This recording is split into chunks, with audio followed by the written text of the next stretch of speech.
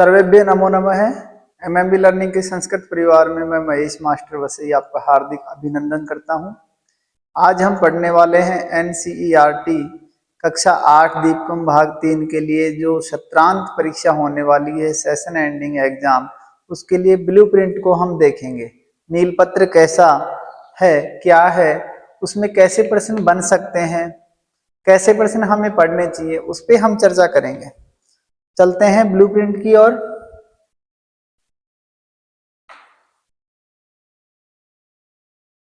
ये बेंगलोर रीजन का हमारा ब्लूप्रिंट है। देखिए, इसमें 60 नंबर का होगा। टोटल जो नंबर होंगे वो 60 होंगे। 60 नंबर का आपका पेपर होने वाला है। ये समय कितना मिलने वाला है? 2.5 घंटे आपको मिलने वाले हैं। इसके बाद में और कुछ देख लेते हैं। जो आपके जो खंड आने वाले हैं वो 4 खंड होंगे। इसमें खंड क में अपठित अवबोधन होगा जो कि 8 नंबर का होगा, और इसमें प्रश्न जो आएंगे अपठित अवबोधन में वो एक पद वाले आएंगे। 2 प्रश्न होंगे, 1 नंबर का 1 होगा, कुल 2 नंबर के होंगे। पूर्ण वाक्य वाले आएंगे, पूर्ण वाक्य वाले 2 प्रश्न होंगे, 1 प्रश्न 2 नंबर का होगा, कुल 4 नंबर के होंगे। और भाषिक कार्य में विकल्पात्मक प्रश्न आएंगे जिसमें ऑप्शन आपको मिलेगा।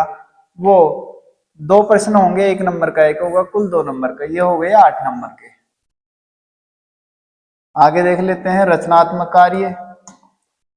रचनात्मक कार्य में देखिए क्या आएगा। चित्र के आधार पर वाक्यों की रचना करो।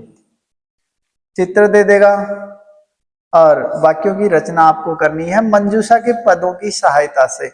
मंजूषा के पद दे देगा और वाक्य पूछेगा, बीच में खाली स्थान छोड़ देगा और उसमें आपको वो मंजूषा के पद फिल करने हैं, हो जाएगा। उसके बाद में तीसरा प्रश्न है जो खंड ख का दूसरा है, कोष्टक से पदों को चुन करके वाक्यों की रचना करो। इसमें कर्ता, कर्म और क्रिया को मिलाना है आपको। कर्ता, कर्म और क्रिया के आधार पर कोष्टक से पदों को चुन करके वाक्यों की रचना करनी है। जैसे शिक्षक है छात्रान बोधयति, ये तो कर्ता हो गया, ये कर्म हो गया और ये क्या हो गया, क्रिया हो गई। ये कर्ता, कर्म और क्रिया, इस तरीके से आपको वाक्य बनाने हैं। अगला प्रश्न देखिए, ये खंड ख हो गया। खंड ग में चलेंगे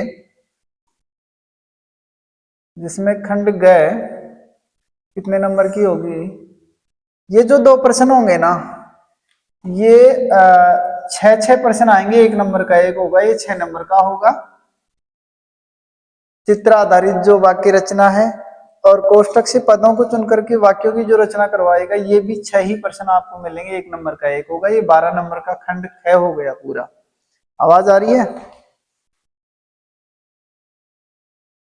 हाँ, चलते हैं व्याकरण की ओर।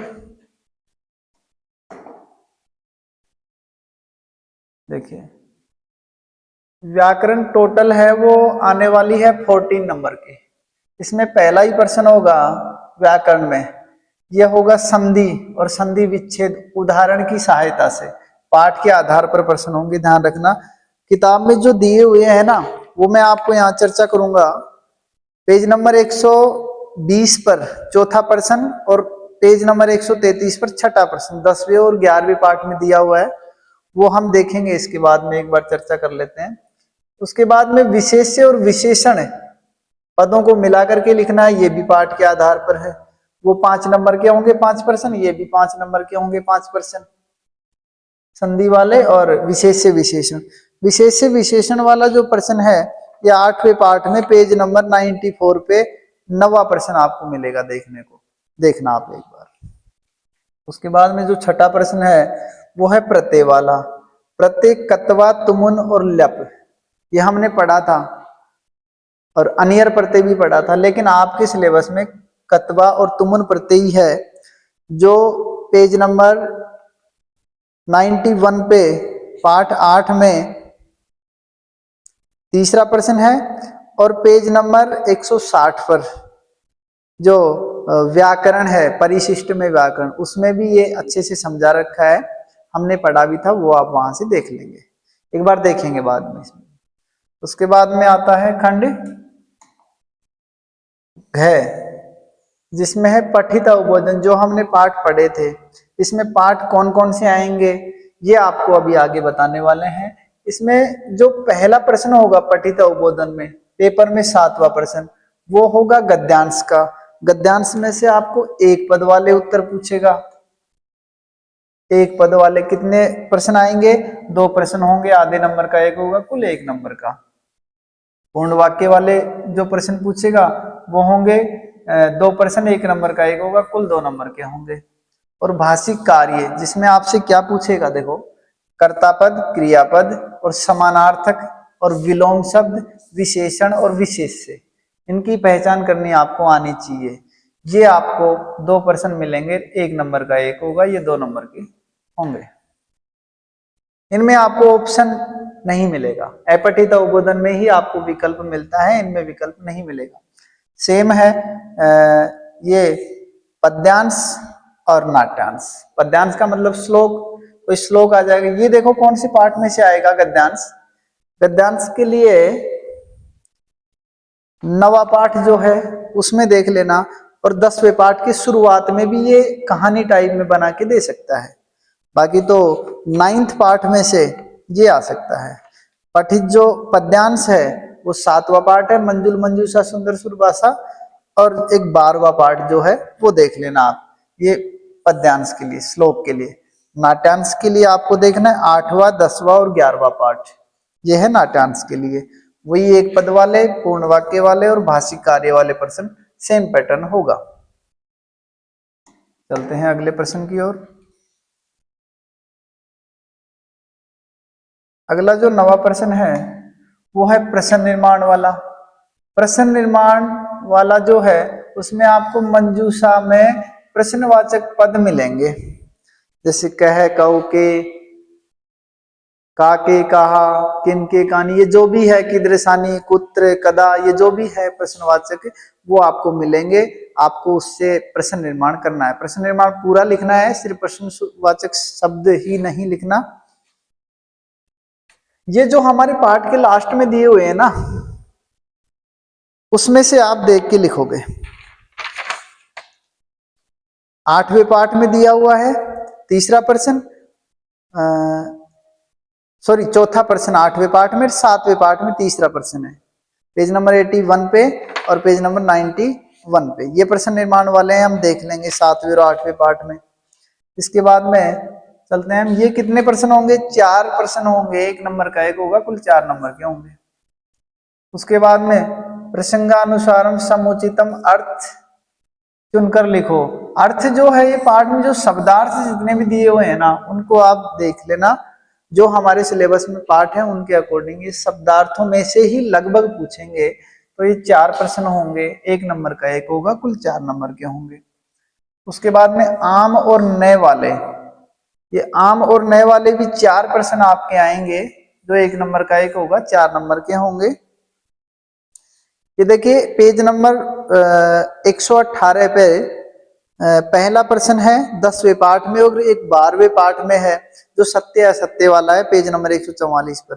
ऐसा प्रश्न इसमें आ सकता है। पेज नंबर 118 पर पहला प्रश्न 10वें पाठ का, वो आम नए में से आ सकता है, सत्य असत्य वाले भी आ सकते हैं। उसके बाद में श्लोकांशानाम मेलनम, श्लोकों के अंश टुकड़ों को मिलान करना है। जो श्लोकांश जो पाठ है वो 7वां पाठ है, मंजुल मंजूषा सुंदर सुरभाषा, उसमें एक प्रश्न दिया हुआ भी है, पेज नंबर 82 पर 5वां जो प्रश्न है वो देख लेना। उसके अलावा जो 12वां पाठ है वो भी श्लोकों का है, उसमें भी श्लोकों को आप 2-4 बार पढ़ लेना, ताकि अगर वो आते हैं श्लोकांश अलग अलग तो हम मिलान कर सकें। ठीक है, ये तो हो गया आपका जो प्रश्न आएंगे उस पे चर्चा। आगे जो पाठ आने वाले हैं वो कौन कौन से आने वाले हैं, मैंने क्लास में आपको बताया भी था। ये देखिए, ये हमारी किताब में 7वां पाठ है। ये 8वां पार्ट है, ये 9वां पार्ट है, ये 10वां पार्ट है और ये 11वां पार्ट है, ये 12वां पार्ट है। ये मंजुल मंजूषा सुंदर सुर भाषा, ये श्लोक हैं इनमें। और पश्चात कोणम ऐश्यानम भारतस्य मनोहरम, ये नाट्यांश है। कोरुक कोरुक कोरुक, ये गद्यांश इसमें आ सकता है, कथा है। सन्निमित्ते वरम त्यागे भाग क और भाग ख, ये दोनों नाट्यांश है। सम्यक वर्ण प्रयोगेण ब्रह्म लोके महीयते, ये भी पद्यांश है, श्लोक हैं इनमें। और ये वर्णोच्चारण शिक्षा जो है ना, ये ओनली आंतरिक मूल्यांकन के लिए, इंटरनल असेसमेंट के लिए, ये आपकी एग्जाम में नहीं पूछा जाएगा। आपकी एग्जाम में 1 पार्ट, 2 पार्ट, 3, 4, 5 और 6 पार्ट जो निर्धारित हैं वही आपसे पूछे जाएंगे, ये देख लेना।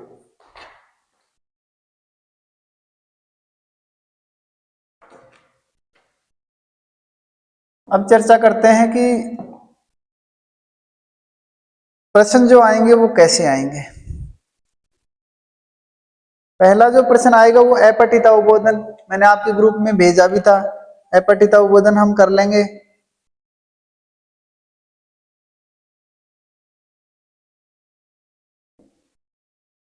ये देखिए, ये जो पार्ट है ये आपके हैं हमारे सिलेबस में।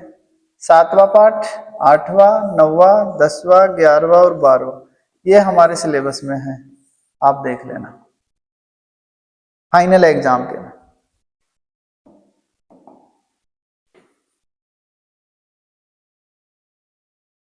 जो हमारे सिलेबस में फाइनल एग्जाम के में ब्लूप्रिंट में जो चौथा प्रश्न है व्याकरण में, अनुप्रयुक्त व्याकरण में, वो चौथा प्रश्न है अनुप्रयुक्त व्याकरण में। पहला है वो है संधि का। तो संधि कहाँ से आएगी, देखो संधि जो है वो पेज नंबर 120 पर चौथा प्रश्न 10वें पार्ट में, और पेज नंबर 133 पर छठा प्रश्न 11वें पार्ट में। ये देख लेना आप एक बार, ये मैं दिखा भी देता हूं आपको।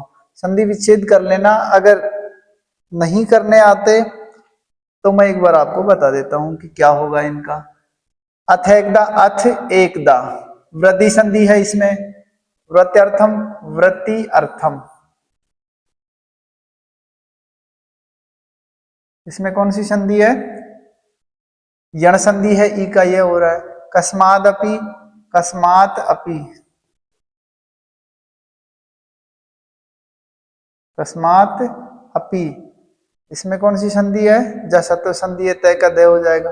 कह अपि, कोपी, मैं आपको बता देता हूं क्या क्या होगा। राजपुत्रोस्मि, राजपुत्र है।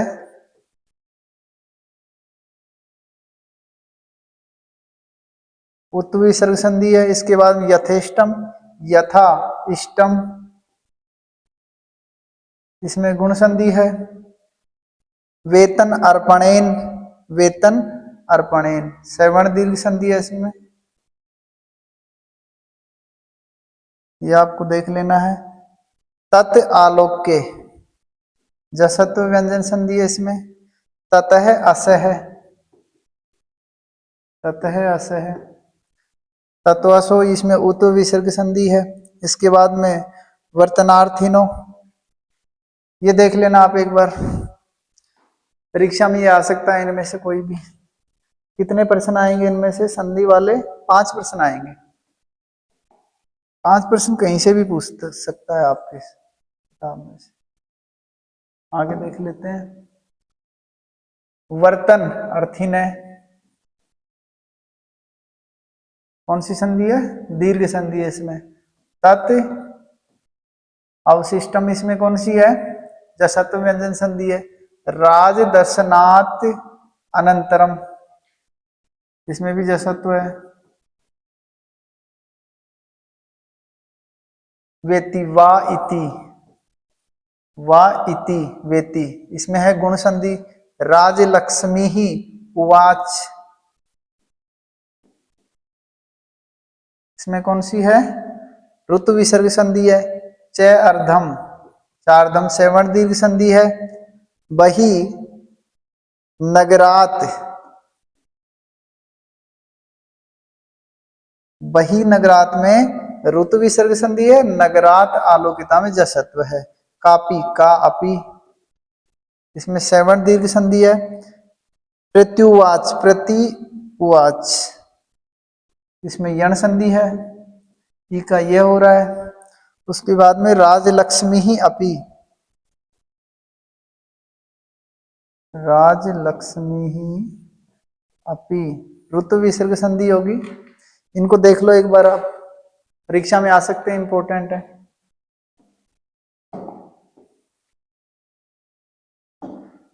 उसके बाद में देखो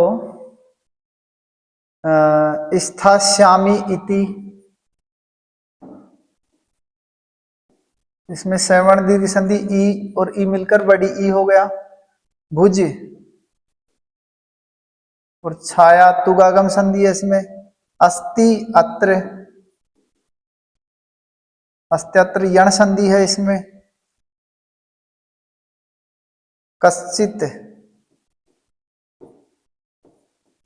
कश्चित उपाय, इसमें जसत्व व्यंजन संधि है, इनको देख लो, इंपॉर्टेंट है परीक्षा की दृष्टि से।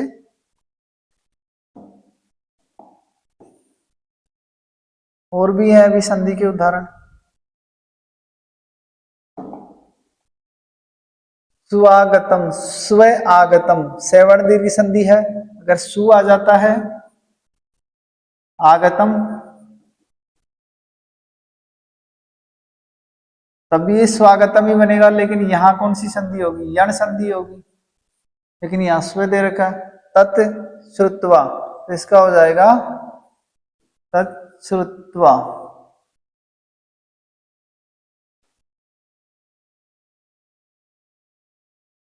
तत्श्रुत्वा हो जाएगा। दुहितम च, दुहितंच परस्वर्ण हो जाएगी इसमें, दुहितंच, इसका पांचवा वर्ण आ जाएगा। धन्यो हम हो जाएगा, धन्यो हम। उत विसर्ग संधि जीवितम, जीवितंच हो जाएगा इसमें, जीवितंच परस्वर्ण, और उसके बाद में च और एव का च हो जाएगा, वृद्धिकारी हो जाएगा। विलंबस्तात, सत विसर्ग संधि,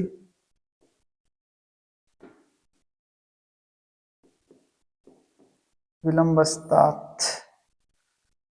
को धुना उत विसर्ग संधि हो जाएगी इसमें, को धुना, इनमें से परीक्षा में आ सकता है। न आचरितव्यम, नाचरितव्यम, सवर्ण दीर्घ संधि हो जाएगा, नाचरितव्यम, है और आ मिलकर आ हो गया, नाचरितव्यम। ये आप देख लेना, परीक्षा की दृष्टि से इंपॉर्टेंट है ये संधि, यहीं से आएगी। और भी उदाहरण है संधि के इसी पाठ में से। धन्या अहम, धन्या हम हो जाएगा, धन्या हम हो गया। इसमें निरस्तारोपाय हो जाएगा, निरस्तारोपाय। इसमें वीरवरो वदत हो जाएगा, वीरवरो वदत। क्या हो रहा है इसमें? उत्व कार्य हो रहा है, इसमें तत्वस हो जाएगा, इसमें भी उत्व कार्य हो रहा है। ततस्ते हो जाएगा, सत्व विसर्ग संधि,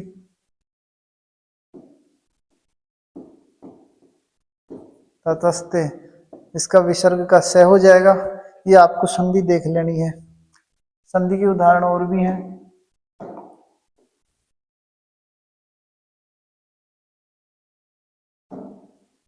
शूद्रक है, अपी हो जाएगा इसका,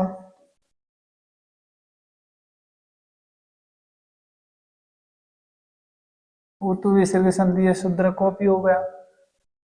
पुनः भूपालयन हो गया इसका, ऋतु विसर्ग संधि, पुनः भूपालयन। महीपति ही तस्म हो गया, तत्व विसर्ग संधि, महीपति ही तस्म। इसके बाद में प्रयच्छत हो गया,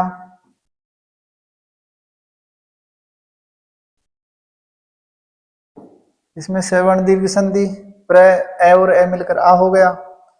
नरपति ही रपी, नरपति ही अपी, इसमें रुत्व कार्य हो गया, नरपति ही अपी, रुत्व विसर्ग संधि हो गई इसमें। इसके बाद में सर्वेशाम अदृश्यम,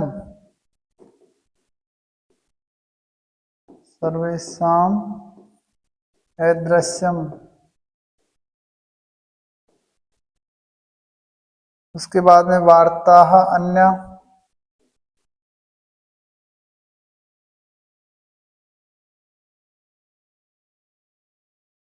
इसके बाद में राज्य मंगक और फिर ते, सत्व विसर्ग संधि है इसमें। ये देख लो, परीक्षा के लिए इंपॉर्टेंट उदाहरण है ये, इनसे बाहर कुछ भी नहीं आएगा। और देख लेते हैं, गति ही गंतव्या, गति ही गंतव्या, ये ऋतु विसर्ग संधि है। इति उक्त्वा, कार्य हो रहा है, इति उक्त्वा। इसके बाद में न इदानीम, गुण कार्य हो रहा है, न इदानीम, नेदानीम, ए और ई मिलकर ए हो गया। प्रीतास्मि, प्रीत है अस्मि, प्रीता अस्मि, प्रीता अस्मि होगा इसमें, प्रीतास्मि। ये जो संधि हमने करी है, इससे बाहर तो लगभग हमारी किताब में उदाहरण नहीं है, और ये कह रहे हैं ब्लूप्रिंट में कि पाठ के आधार पर ही प्रश्न होंगे, तो इनसे बाहर तो मेरे हिसाब से कुछ आने वाला है नहीं।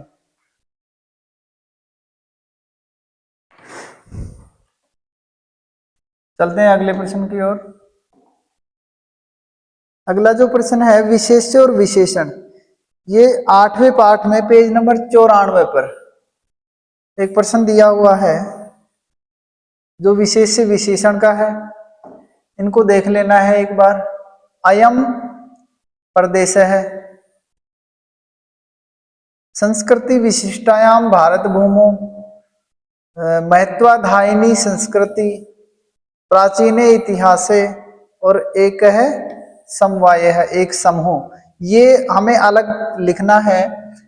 अयम का आ जाएगा प्रदेश है, उसके बाद में एक नंबर पे, 2 नंबर पे संस्कृति विशिष्टायाम भारत भूमो, 3 नंबर पे महत्वाधायिनी संस्कृति ही, 4 नंबर पे प्राचीने इतिहासे, और 5 नंबर पे 2 3 4 5 नंबर पे एक है समवाय है, एक समूह। ये देख लेना। ये मुझे तो इस जो ब्लूप्रिंट है इनमें जो पाठ निर्धारित है विशेष्य विशेषण का एक ही प्रश्न मिला।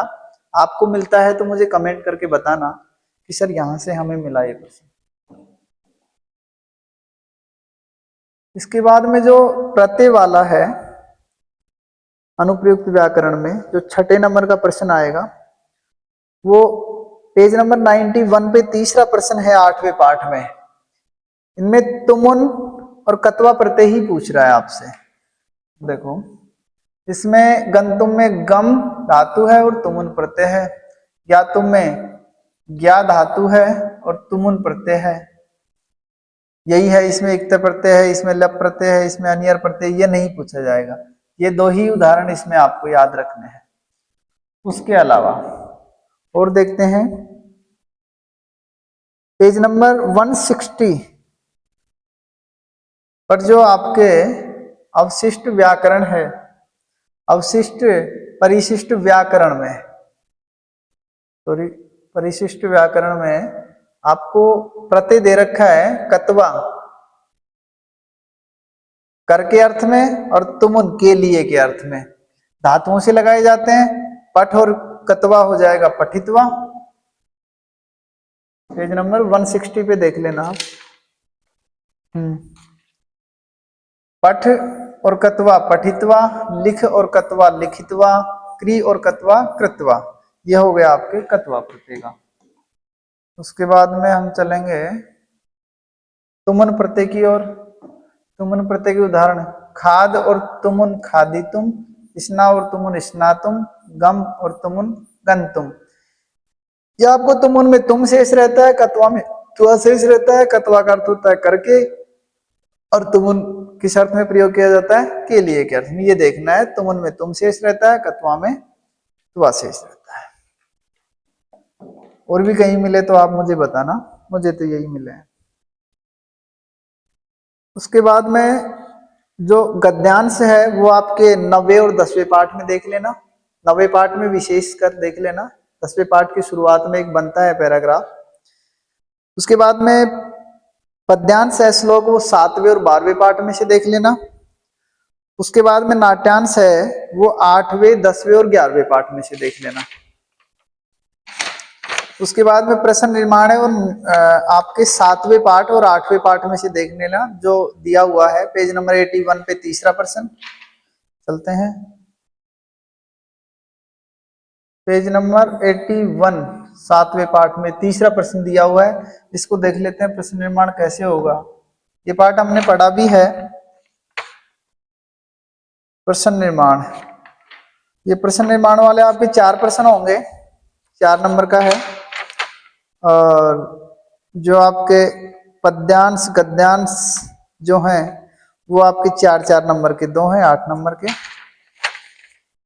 इसमें देख लेते हैं प्रश्न निर्माण में क्या होगा, कैसे करना होगा हमें।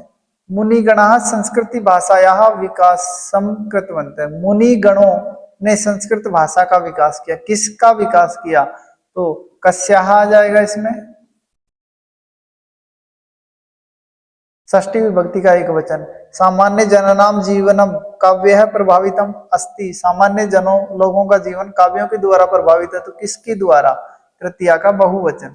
कह कहो के कम को कान किन काव्यम कह किया जाए। कवयः अपि उपादेयानि काव्यानि रचितवन्तः। कवियों ने भी उपयोगी काव्यों की रचना की। तो कैसे काव्यों की रचना की, उपादेयानि बहुवचन है तो कीदृशानि हो जाएगा, कीदृशानि आ जाएगा इसमें, आप देख लेना। संस्कृत भाषा पृथ्व्याम विहरती, पृथ्वी पर विहार करती है। तो कहाँ विहार करती है, इसमें लगा देंगे हम पुत्र। ये जो पद हैं ये आपको मंजूषा में मिलेंगे। इनको देखकर और फिर प्रश्न निर्माण आपको करना है, ये देख लेना आप।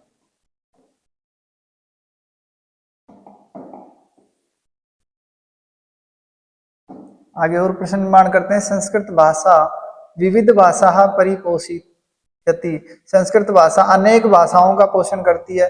तो किनका पोषण करती है, बहुवचन है ना, स्त्रीलिंग है, का के कहा, काम के कहा। अनेक भाषाओं को पोषण करती है, अनेक भाषाओं को। तो द्वितीया का बहुवचन होगा इसमें। वेद वेदांग आदिनी गंभीराणी शास्त्राणी संति। वेद वेदांग आदि गंभीर शास्त्र हैं, शास्त्र हैं, शास्त्राणी।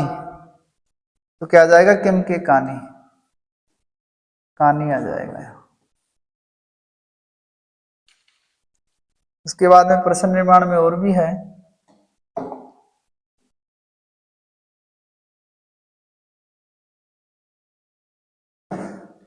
जी आपके प्रश्न निर्माण है पेज नंबर 91 पे 8वें पाठ में।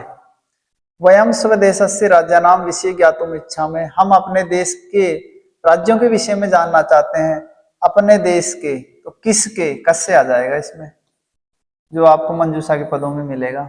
सप्त भगिन्य है प्राचीन इतिहासे प्राय स्वाधीनायु दृष्टा। सप्त भगिनी प्राचीन इतिहास में प्राय स्वाधीन ही देखी गई। तो 7 बहिने बहुवचन है, नदी नद्यो नद्य है, ऐसे ही भगिनी भगिन्यो भगिन्य है, ऐसे आ जाएगा। ये काके कहा, कौन, प्राचीन इतिहास में प्राय स्वाधीन ही देखी गई। प्रदेशे अस्मिन हस्तशिल्पानाम बाहुल्यम वर्तते। इस प्रदेश में हस्तशिल्पानाम बाहुल्यम वर्तते। हस्तशिल्पानाम, तो केशाम आ जाएगा, षष्ठी का बहुवचन, केशाम। एतानि राज्यानि तु भ्रमणार्थम स्वर्ग से दर्शनानि, ये राज्य तो भ्रमण के लिए स्वर्ग के समान है। तो कैसे हैं, विशेषण आ जाएगा तो कीदृशानि आ जाएगा।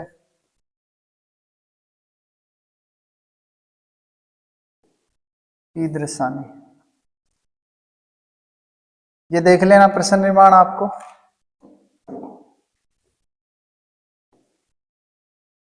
इसके बाद में उचित अर्थ का चुनाव करना है। जो आपको शब्दार्थ दिए हुए हैं उनमें से पूछेगा, लेकिन फिर भी मैं एक दो प्रश्न बता देता हूं। जैसे मंजुल मंजूषा इत्यस्य क्या अर्थ है, मंजुल मंजूषा का क्या अर्थ है, मनोहर रूपेण संकलिता, ये आएगा इसमें। सुंदर सुरभाषा केशाम जीवनस्य आशा, ऐसा प्रश्न तो नहीं आएगा।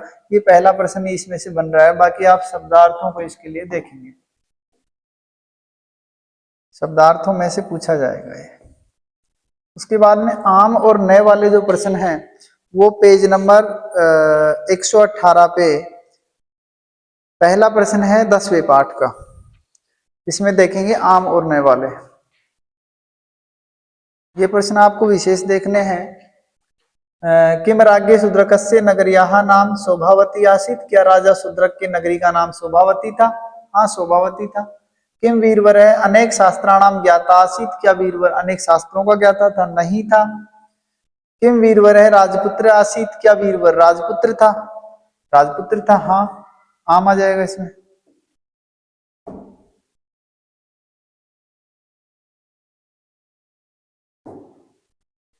किम ते वर्तनमिति किम शूद्रक है अपृच्छत्, तुम्हारा वेतन क्या है ऐसा शूद्रक ने पूछा। हाँ, शूद्रक ने पूछा था, आम आएगा इसमें। किम वीरवरम राज्ञे समीपे द्वारिके अनयत, क्या वीरवर को राजा के समीप कौन लेकर आया था? द्वारपाल लेकर आया था। हाँ, आम, द्वारपाल ही लेके आया था। किम राजा शूद्रक राजपुत्रम वीरवरम साक्षात दृष्ट्वा एव वृत्तिम अयच्छत्, क्या राजा शूद्रक ने राजपुत्र वीरवर को साक्षात देकर ही वेतन दिया? नहीं दिया, उसकी परीक्षा लेने का निर्णय लिया उसने, नहीं दिया। नया आ जाएगा इसमें। किम वीरवर स्ववेतनस्य चतुर्थम भागम एवं पत्न्यः पत्ने यच्छति, इसमें पत्नी को देता था चौथा भाग।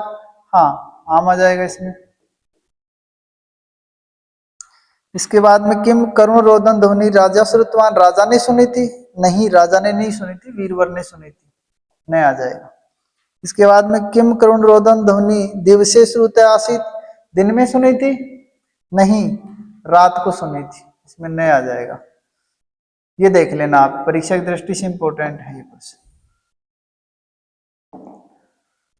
उसके बाद में किम राजलक्ष्मी उक्त उपाय अति दुसाध्य आसीत, क्या राज लक्ष्मी का उपाय अत्यधिक दुसाध्य था? आम, हाँ, असाध्य था। उसके बाद में किम भगवती सर्वमंगला उपाय संसुचे शीघ्रमेव अदृश्या भव, शीघ्र ही अदृश्य हो गई थी? नहीं।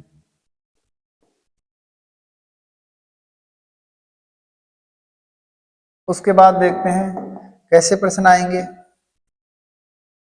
सत्य और असत्य वाले जो हैं ये भी आम और नए में पूछे जा सकते हैं।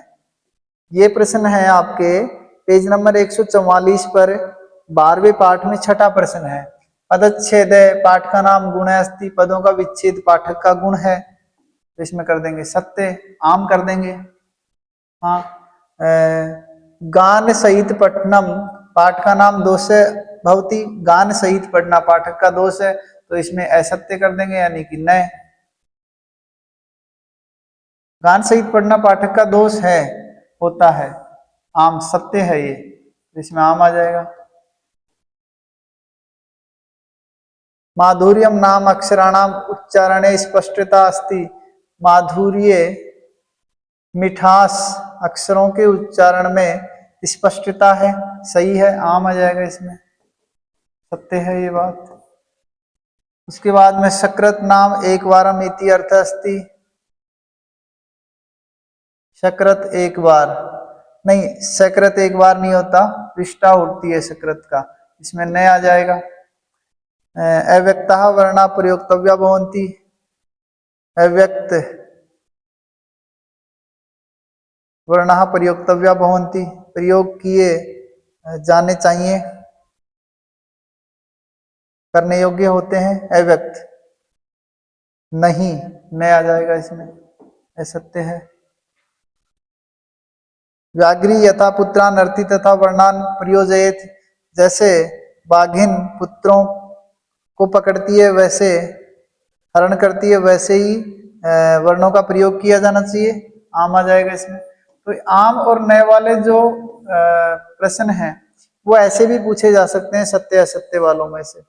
उसके बाद में 12वां प्रश्न जो पूछा जाएगा, ये आम और नए वाले 4 प्रश्न पूछे जाएंगे आपसे।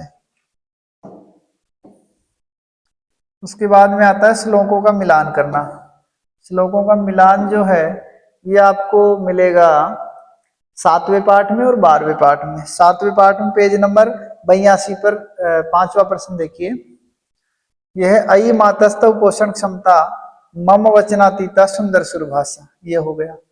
वेद व्यास वाल्मीकि मुनि नाम कालिदास बाणादि कवि नाम पौराणिक सामान्य जना नाम जीवन से आशा सुंदर सुरभाषा श्रुति सुख निनदे सकल प्रमोदे स्मृति हित वर्दे सरस विनोदे वेद व्योम शास्त्रादि विहारा विजयते दरायाम सुंदर सुरभाषा।